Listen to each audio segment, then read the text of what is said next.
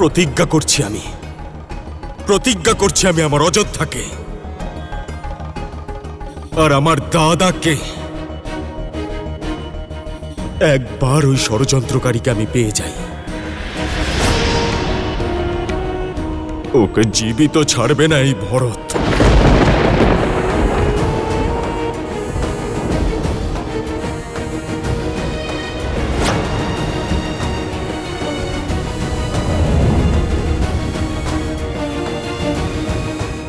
এভাবে বলো না পুত্র। আমি যা বলছি মা তা এতক্ষণে হয়ে যাওয়া উচিত ছিল। তোমার ওকে মৃত্যুদণ্ড দিয়ে দেওয়া উচিত ছিল।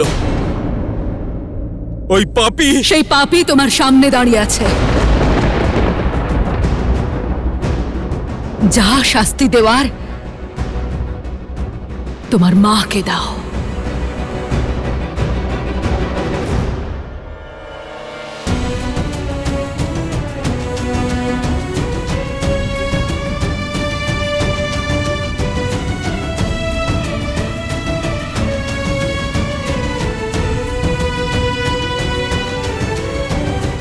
সম্রাসুর যুদ্ধের সময় তোমার পিতার প্রাণ রক্ষা করার কারণে উনি আমাকে দুটো বর দিয়েছিলেন, যা জীবনের যে কোনো মুহূর্তে আমি ওনার থেকে চাইতে পারতাম। আর তুমি এই বর চেয়েছ? এই নিকৃষ্ট চিন্তা তোমার মনে এসেছে? সত্যি কথা বলো মা, এই ভয়ঙ্কর চিন্তা আমার মায়ের মনে এসেছে? তোমার মা, তাই মনে এসেছে।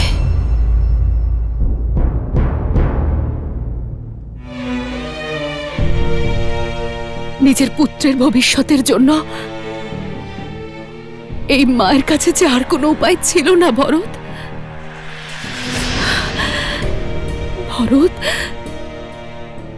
তুমি খুব সরল, রাজনীতি বোঝো না। তুমি চলে যাবার পরেই মহারাজ কৌশল্যা পুত্র রামকে অযোধ্যার রাজা ঘোষণা করে দিয়েছিলেন। আমার ভরত চলে যেতেই রামের পথ প্রশস্ত করেছিলেন উনি। আমার ভরতের সাথে অন্যায় হচ্ছিল, কিন্তু আমি একজন মা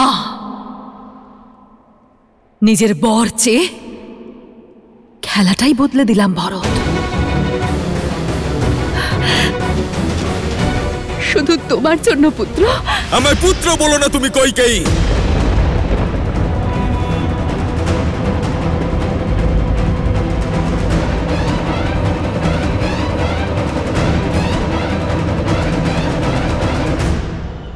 পুত্র বলো না তুমি আমায়। যে শব্দ অমৃতের সমান মিষ্টি মনে হতো, আজ সেই শব্দই কাঁটার মতো আমার কানে বিঁধছে। এই পাপ কাজ করে তুমি আমাকে নিজের সামনেই ছোট করে দিলে। এটা ভাবলে কি করে শ্রীরামের ছায়া এই ভরত ছলনার দ্বারা ছিনিয়ে নেওয়া সিংহাসন স্বীকার করবে? এই ভয়টাই তো আমায় দিবারাত্রি কুড়ে কুড়ে খেত, যে তুমি সারা জীবন রামের ছায়া হয়েই না থেকে যাও। শুধুমাত্র আবেগের বশে নিজের ভবিষ্যতের আহুতি দিও না ভরত। আহুতি তুমি দিয়েছ তোমার মমতার লোভে বেষ্টিত যজ্ঞের মধ্যে। মনে রেখো তুমি, এখন থেকে এই সংসারে কেউ নিজের কন্যার নাম কইকেই রাখবে না।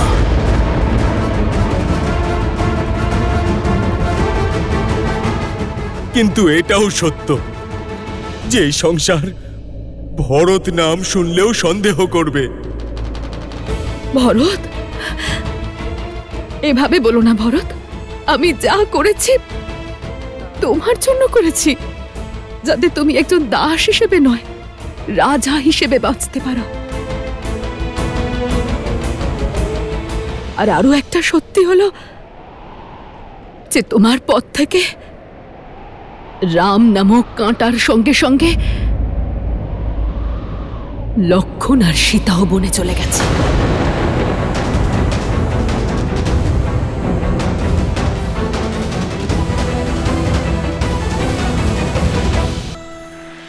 অদ্ভুত, লক্ষণ আর মাতা সীতাকেও তুমি বনে পাঠিয়ে দিয়েছো। আরে তুমি মা না রাক্ষসী? নিজের পুত্র আর কুলবধূকেও তুমি সন্ন্যাসে পাঠিয়ে দিলে। আর এই শোকেই আমার পিতাও। না ভরত, এই ঘটনার সঙ্গে কোনো সম্পর্ক নেই। মিথ্যে, সব মিথ্যেই, সব তোমার ষড়যন্ত্র ছিল কইকেয়ী। আমার পিতার মৃত্যু তোমার ষড়যন্ত্রের জন্যই হয়েছে। তুমি হত্যা করেছো ওনাকে। এই অপবাদ তুমি আমায় দেবে না ভরত। অপবাদ আমি নয়, এই সংসার তোমাকে দেবে কইকেয়ী। আর সেই কলঙ্কের বোঝা আমাকে বইতে হবে। তুমি একজন নয়, দুজন পুত্রের মমতা নিয়ে ছলনা করেছো। যেই দাদা তোমাকে নিজের জননীর থেকেও বেশি মনে করত, তাকে ঠকিয়েছো। আর যেই পুত্র ভরতকে তুমি জন্ম দিয়েছো, তার জীবনও কলঙ্কিত করে দিয়েছো তুমি। সত্যি কি মায়ের এমন হয়? এমন কথায় বলে যে একজন পুত্র কুপুত্র হতে পারে, কিন্তু একজন মা কুমাতা হতে পারে না। না ভরত। আর কইকেই তুমি ইতিহাসের প্রথম এমন মা যে কুমাতা হওয়ার পথ বেছে নিয়েছো।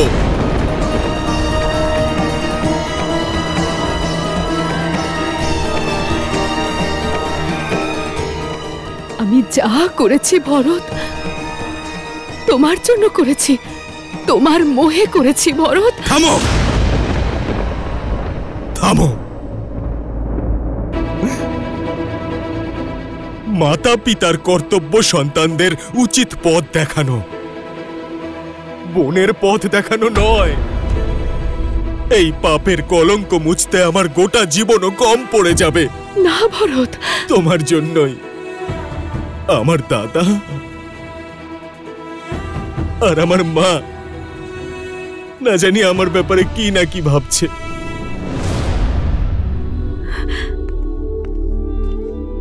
শুধুমাত্র আমি তোমার মা। মা শব্দের অপমান করো না তুমি কইকেয়ী। ইচ্ছে করছে এক কোপে তোমার মাথা ধর থেকে আলাদা করে দিই।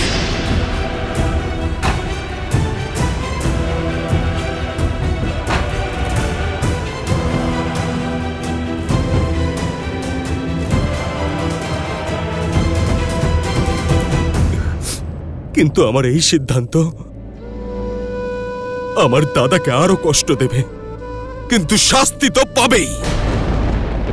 যে পুত্রমোহ আর যেই সম্পর্কের জন্য তুমি আমার স্বর্গের মতো অযোধ্যাকে নরক করে দিয়েছো, আজ সেই সম্পর্ক ভাঙছি আমি। আজ থেকে তুমি আমার জন্য শুধু মহারানী কইকেয়ী, আর কিচ্ছু না। ভরত, এই শাস্তি আমাকে দিও না পুত্র। আজ আমি এখানে প্রতিজ্ঞা করছি যে সত্তার সিংহাসনের জন্য তুমি এত বড় ষড়যন্ত্র করেছ, সেটা কোনোদিনও সম্পূর্ণ হতে দেব না আমি। ওই অযোধ্যার সিংহাসন কোনোদিনও স্বীকার করব না আমি।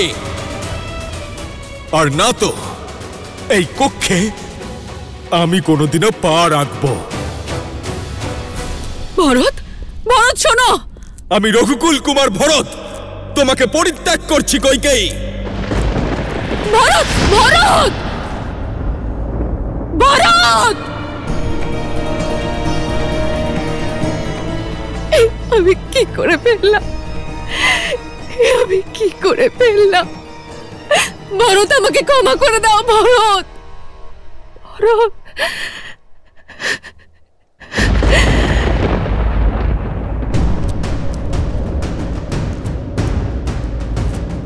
চল পাপি। কেউ আমায় বাঁচাও, কেউ আমায় সাহায্য করো। চল।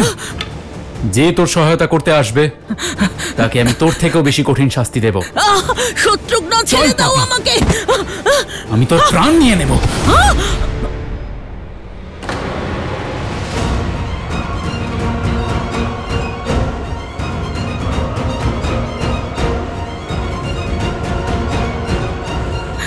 ভরত, ভরত, আমায় সাহায্য করো, আমায় সাহায্য করো ভরত। সরে যাও দাদা, এই পাপীকে আমার হাত থেকে কেউ বাঁচাতে পারবে না। শত্রুঘ্ন,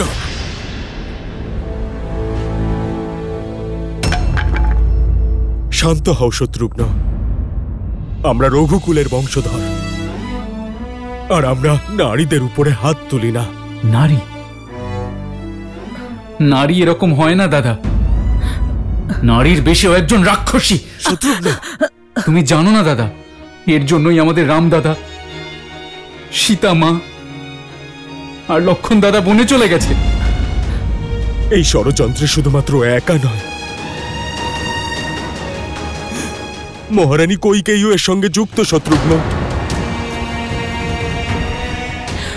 শাস্তি তো ওনারও পাওয়া উচিত। মনে থাকে যেন, যদি আমরা মর্যাদা ভঙ্গ করি তাহলে দাদার চোখে আমরা দুজন অপরাধী হয়ে যাব। ত্যাগ করবেন উনি আমাদের। তাহলে কি ওকে এভাবেই ছেড়ে দেব দাদা? এই পাপীর মৃত্যুদণ্ড হওয়া উচিত। অপরাধীকে কি শাস্তি দেওয়া হবে সেই সিদ্ধান্ত একজন রাজা নেয়। দাদাকে একবার ফিরে আসতে দাও। ওর পাপের শাস্তি দাদাই ঠিক করবেন। আর দাদার অযোধ্যায় ফিরে আসার প্রস্তুতি শুরু করো। ততদিন পর্যন্ত এই পাপীকে কারাগারে বন্দী করো। না না ভরত, সৈনিকরা, না না, নিয়ে যাও একে আর কারাগারে বন্দী করো। আমাকে কারাগারে বন্দী করো না, আমাকে বাঁচাও। না ভরত, না ভরত, না, আমি মরে যাব ভরত, আমাকে বাঁচাও, আমাকে বাঁচাও ভরত, আমাকে বাঁচাও। আমাদের রাম দাদা মর্যাদার প্রতীক, কিন্তু বুঝতে পারছি না দাদা, লক্ষণ দাদা এই অপরাধীদের শাস্তি দিল না কেন? কেন সে চুপচাপ বনে চলে গেল? কেন দাদা বলো?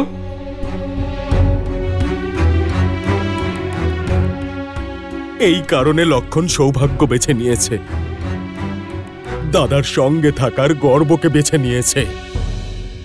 যদি আমরাও লক্ষণের জায়গায় থাকতাম তাহলে আমরাও দাদার মতনই মর্যাদা লঙ্ঘন করতে পারতাম না।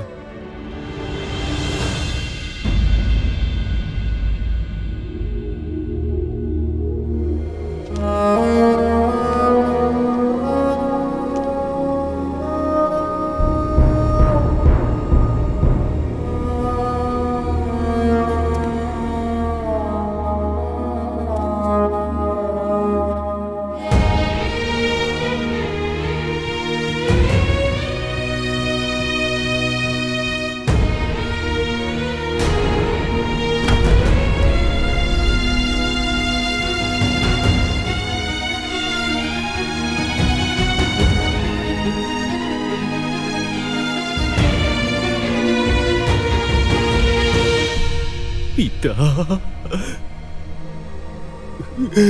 পিতা,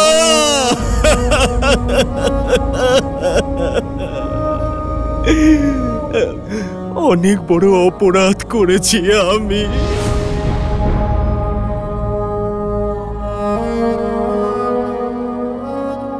মা,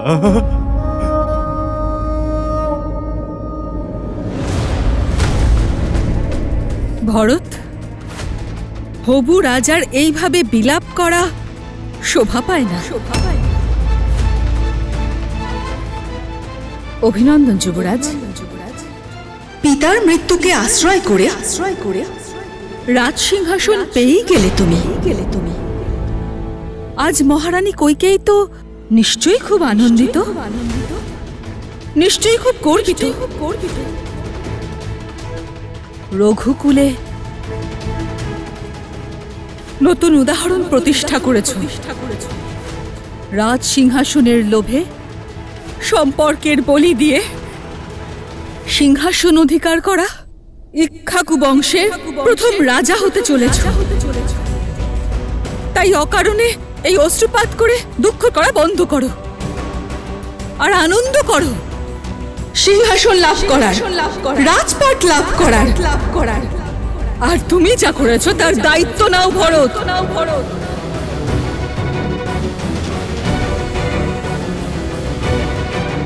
না মা, এরকম বলো না।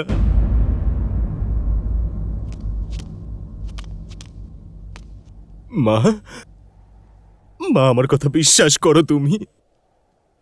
আমি কিচ্ছু করিনি মা। কৌশল্যা মা, তোমারও কি তাই মনে হয় যে তোমার ভরত স্বপ্নেও কোনোদিনও এই কথা ভাবতে পারে? মা, ছোটবেলা থেকেই তুমি আমাকে সব থেকে বেশি ভালোবেসেছো। সমগ্র সংসার আমার দিকে আঙুল তুলতে পারে, কিন্তু তোমার নিস্তব্ধতা, তোমার ক্রোধ আমি সহ্য করতে পারবো না যে মা। আমি কিচ্ছু করিনি মা, আমি কিচ্ছু করিনি, আমি কিচ্ছু করিনি, কিচ্ছু করিনি আমি। তোমার নারায়ণকে আমি সাক্ষী রেখে বলছি, দাদাকে সাক্ষী রেখে বলছি, যদি এই ষড়যন্ত্রে আমি বিন্দু মাত্র জড়িত থাকি তাহলে যেন আমার প্রাণ চলে যায়। আমার এই মুহূর্তেই যেন মৃত্যু হয় মা। বিশ্বাস করো, কিছুই করিনি আমি, কিচ্ছু করিনি আমি।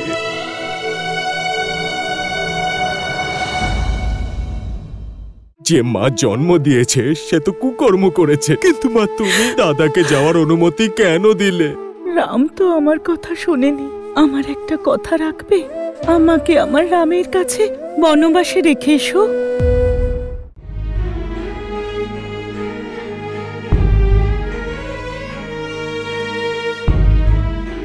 আর কখনো এই কথা বলো না। আমরা আগেই 2 পুত্র আর 1 পুত্রবধূকে হারিয়েছি, আর এখন যদি তুমি এই কথা বলো তাহলে আমরা কি করে বাঁচবো বলো তো? না না মা, বিশ্বাস করো, দাদার চরণের থেকে বড় সিংহাসন আমার কাছে আর কিছুই নয়। ওনার ছত্রছায়ার থেকে সুরক্ষিত কোনো পদ নয়। যে মা জন্ম দিয়েছে সে তো কুকর্ম করেছে, কিন্তু মা তুমি দাদাকে যাওয়ার অনুমতি কেন দিলে?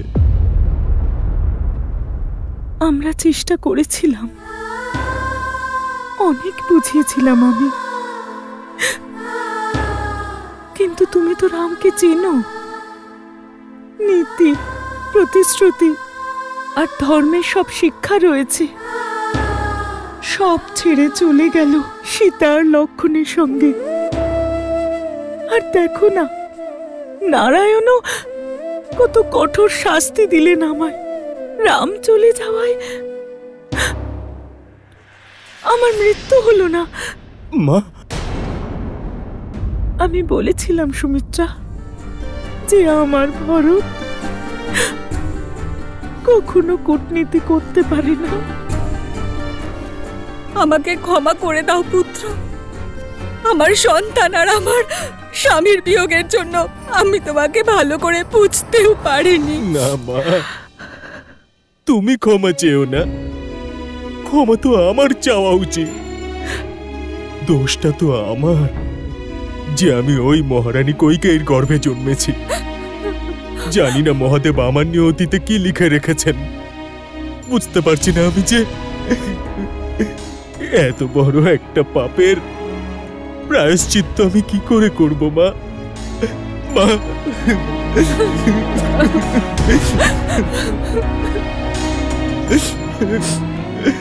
মা, মা,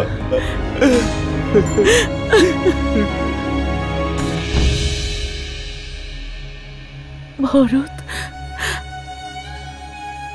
রাম তো আমার কথা শোনেনি, কিন্তু তুমি আমার একটা কথা রাখবে? আমায় আমার রামের কাছে বনবাসে রেখে আসবে?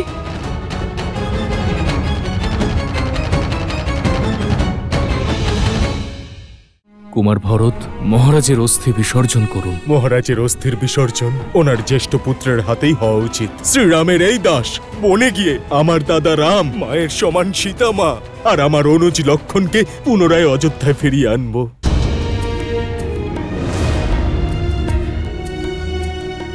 না মা, কোনোদিনও নয়, কারণ এটা কোনো ন্যায় নয় আর না তো কোনো প্রায়শ্চিত্ত। তোমাকে আমি বনে নিয়ে যেতে পারবো না মা।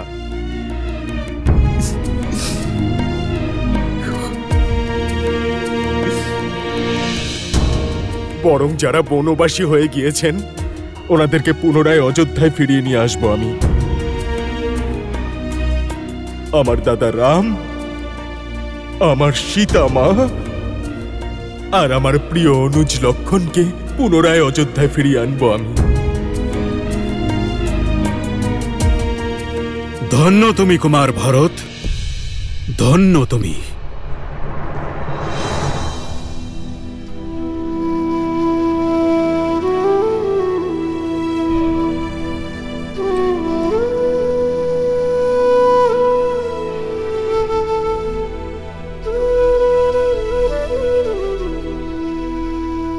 সৌভাগ্য লাভ করার জন্য সকলে ধর্মকে অনায়াসে ত্যাগ করে, কিন্তু তুমি ধর্মের পথ অনুসরণ করবে বলে সৌভাগ্যকে ত্যাগ করছো। তোমার এই সিদ্ধান্ত, তোমার এই সমর্পণ ধর্ম পালনের দৃষ্টান্ত হয়ে থাকবে।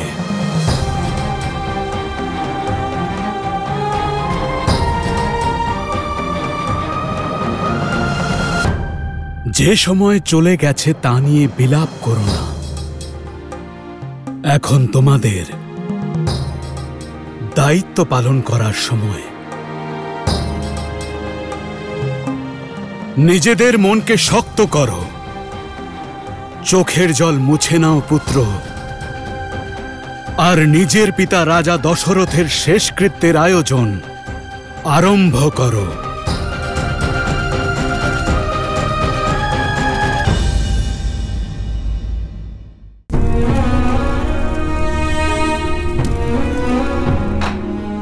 কুমার ভরত মহারাজের অস্থি বিসর্জন করুন। মহারাজের অস্থির বিসর্জন ওনার জ্যেষ্ঠ পুত্রের হাতেই হওয়া উচিত। শ্রীরামের এই দাস বনে গিয়ে আমার দাদা রাম, মায়ের সমান সীতা মা আর আমার অনুজ লক্ষণকে পুনরায় অযোধ্যায় ফিরিয়ে আনবো।